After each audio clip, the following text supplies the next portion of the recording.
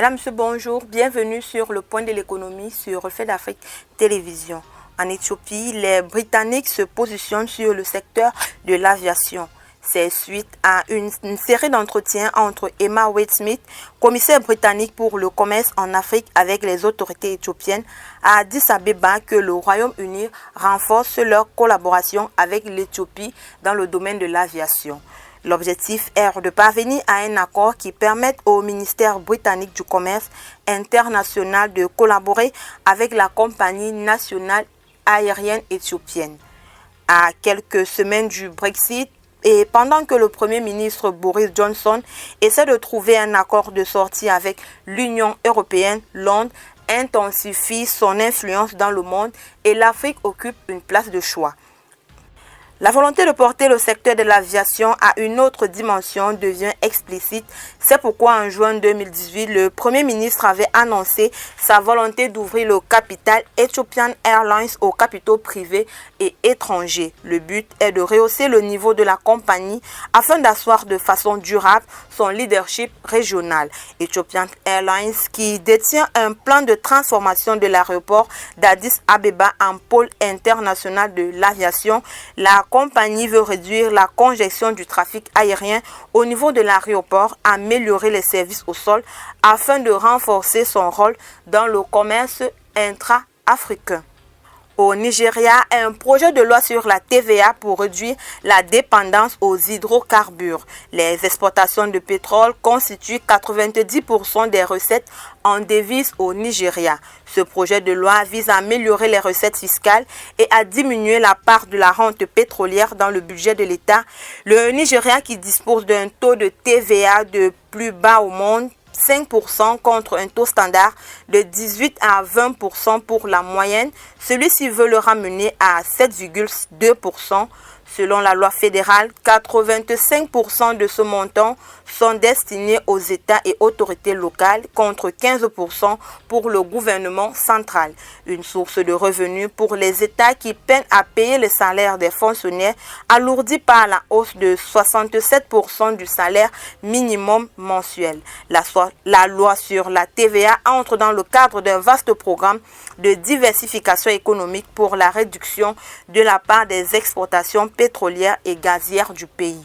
Le Nigeria, qui avait mis en place un plan de relance sur le secteur agricole, a entrepris des mesures d'amélioration au niveau du recouvrement fiscal, de lutte contre l'informel et a procédé à une hausse de taxes sur de nombreux produits.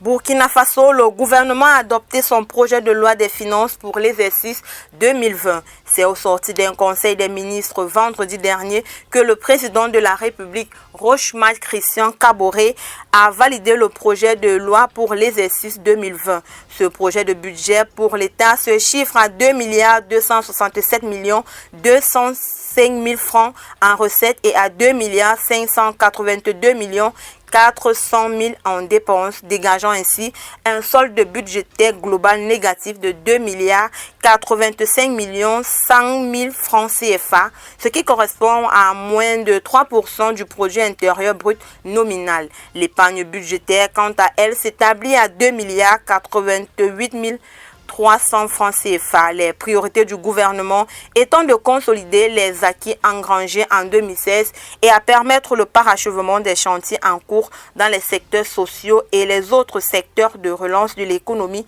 nationale pour une meilleure atteinte des objectifs de développement.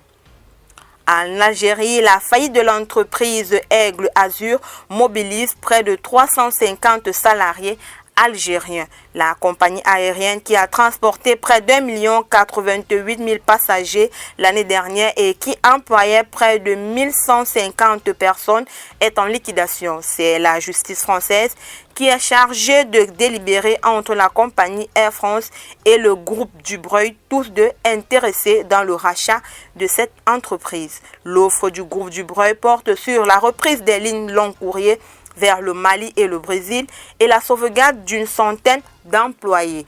La compagnie Air France, par contre, n'a pas tenu à révéler son offre. La compagnie Air Azur, qui est en redressement judiciaire, est confrontée à une impasse financière qu'elle ne peut ni dédommager financièrement ses clients, ni même organiser le rapatriement des voyageurs dont le vol retour n'a pas été validé. Au Cameroun, des recettes en moins pour le trésor public à Ngambétikar. C'est suite à l'implantation de la scierie du Mbamekim dans la commune forestière de Ngambétikar qui n'a pas acquis depuis des années des titres d'exploitation du bois.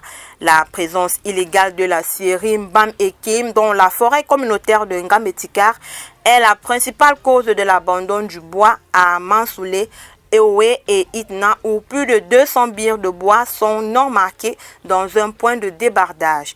Les essences les plus en vue sont le pachir, le tali et l'iroko, de véritables sources de revenus pour le trésor public camerounais et la commune de Ngambétikar, qui doivent reverser la quote-part de la redevance forestière annuelle de 6,75% pour les projets communautaires riverains.